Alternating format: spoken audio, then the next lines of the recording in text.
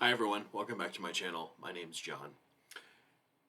A long time ago, I used to post pretty regularly long form reviews of books, and I haven't done that in months and months. And they are kind of the backbone of my channel. If you ever go back and look at the history of the kinds of videos I review, they're mostly all book reviews or book discussions, whatever you want to call them. And since I haven't been in the habit of posting many lately, I thought I would do one. I actually have several written. I just need to sort of work up the energy and the gumption to get in front of a webcam again and start filming them. But I read one last year knowing that this year would be the 50th anniversary. It had been sitting on my bookshelves. I know you've heard me say this 20 dozen times, but for a long time, probably 10 or 15 years, and hadn't been read yet. So it was finally time to read it.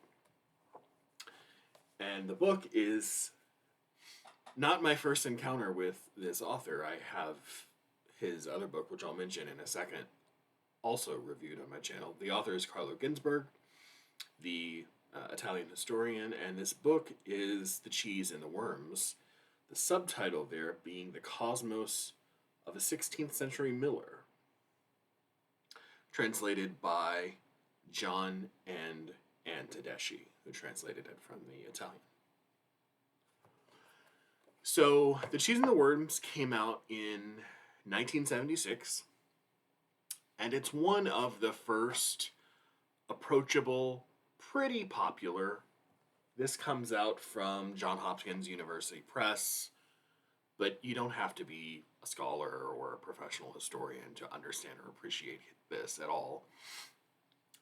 And it is a work of microhistory, which was then, 50 years ago, a relatively new historical methodology which took up narrow ideas or the lives of people who usually don't come down to us, known by name, not kings, not queens, not earls or bishops or prelates or famous people, but very ordinary people.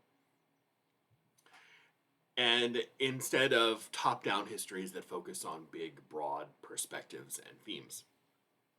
So the ordinary person under consideration in The Cheese and the Worms is a man named Minocchio. His given name is Domenico Scandella, but he's called Minocchio. And Minocchio has some ideas about religion and the beginning of the world cosmology that drew a lot of attention from the Inquisition. In fact, not only once did it draw attention, but he drew their attention twice. And Ginzburg first encounters Minocchio when he is studying late Renaissance witch trials in preparation for his book, The Night Battles, which is the book I've also reviewed on this channel many years ago, 10, 12 years ago. And in The Cheese and the Worms, Carlo Ginzburg reconstitutes the inner intellectual life of Minocchio to see what he thought, how he envisioned the world around him, how these ideas got him into so much trouble, and how they eventually, spoiler alert, cost him his life. Minocchio was born in 1532 and died in 1599.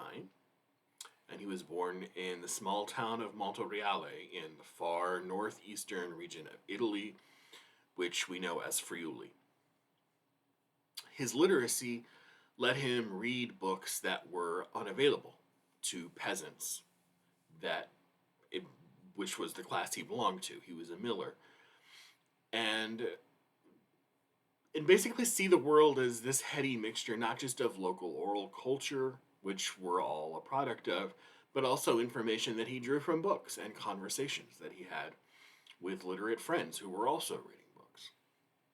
Minocchio's ideas were very heterodox because he sort of cobbled them together from a whole bunch of different places. He believed the world rose from an undifferentiated mass of chaos, kind of like the way cheese emerges from milk, which is where we get the title from. and he doubted whole swaths of Catholic Church dogma, including the divinity of Christ. It's a big one. The real presence during transubstantiation, doubted Mary's virginity, and cast a very suspicious eye on the vast wealth of the church and church officials. And the interesting thing is, he probably could have believed all of this and more had he just been smart enough to keep his mouth shut. But he couldn't resist himself. He couldn't resist. He loved to talk, and apparently talked to the wrong people. He was first called up by the Inquisition in 1583, and he spent almost 2 years in prison, 20 months. He ended up recanting his testimony and was eventually released. But Minocchio was many things. He was not cautious, and he was not quiet.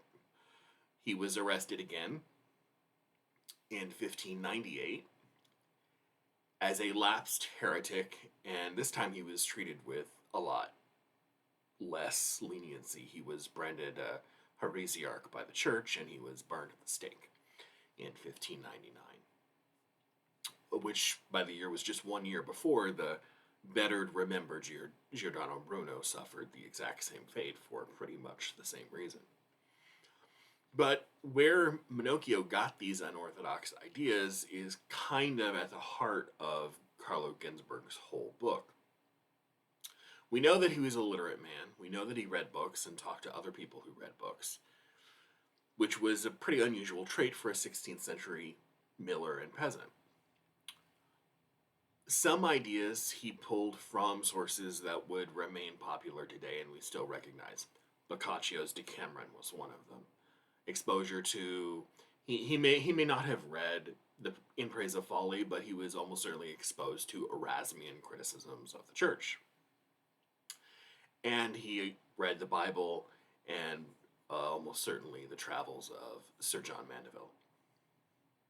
He also drew freely from more obscure texts, like a book called the Lucidario, which was a medieval encyclopedia that covered things like cosmology, metaphysics, and natural theology. Most importantly, and this is kind of the core of what Ginzburg is arguing here, is that Minocchio drew heavily from oral folk culture, including conversations with other villagers, sermons that he would have heard, and even the ins and outs of daily quotidian work at the mill, where he earned his living. And these were all essential in forming his view of how the universe came into being. Minocchio's case presents a lot of obstacles that get in the way of fair interpretation. Almost everything we know about him comes from records that were kept by the Inquisition, and therefore by the Catholic Church, something that he was inherently suspicious of. So the Inquisition is not going to be known for being an institution that was really interested in hearing the subtleties of Minocchio's ideas.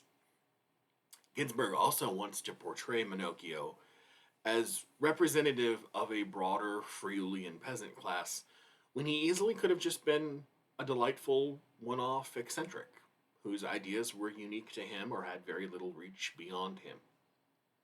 And this argument from silence, the idea that others held Minocchio's beliefs but stayed quiet about it in the face of possible persecution from the Inquisition, is, I guess, a possibility, but ultimately unverifiable, since his is the only case we really know about. Presenting Minocchio as a representative of the peasant class also mistakenly assumes there was some uniformity to peasant thought. Another thing we can't verify, because no one else other than him that we know of ever wrote about what they thought about these topics. The big takeaway here being that Ginzburg makes some big leaps when he draws conclusions about Minocchio's case. Instead of making these small, careful steps, Ginzburg performs kind of one grand jeté after another on the page. And you can sort of understand his romantic capaciousness and wanting to draw these interesting, fascinating, thought-provoking conclusions. And that's something I think we can all sympathize with as people who want to learn more about the past. I mean, imagine growing up being educated, as I'm pretty sure Ginzburg would have been, in the Annales School of History that emphasized big, long-term economic, cultural, and social changes where the motives and thoughts of individuals get lost in broad historical panorama. Microhistory is Ginzburg's attempt and opportunity to find someone or something small and look at it in all of its exquisite detail. And like I said, we can empathize with Ginzburg's excitement in using Minocchio for a study in microhistory. But I think most historians would say that his conclusions are unwarranted and would probably suggest a more careful, considered, conservative approach when drawing conclusions. Despite all the flaws I think are there in Ginzburg's methodology, it's still really one of the seminal pioneering examples of microhistory, and it's very, very much worth reading. So is The Night Witches, by the way, which he wrote about 10 years before this. It does a brilliant job of illuminating history at the margins. People we don't hear about, ideas we don't usually hear about, and of sort of recentering the peripheral and the liminal and thinking about it in ways and giving it attention that it usually doesn't get. It's not a lesson in how to draw conclusions, like I've already said, but read critically, I think it's a superb example of how we can use thick historical description to build architectures of knowledge about the past. And it has a lot of opportunities for someone to sort of take up bigger historiographical questions about human experience and the writing of history itself, the questions we can ask, and the conclusions that we can draw about it. So those are just some very preliminary thoughts, I'll call it a review, why not, of Carlo Ginzburg's The Cheese and the Worms, the Cosmos of a 16th century Miller, all about Minocchio. I'll see you soon with another video. Bye.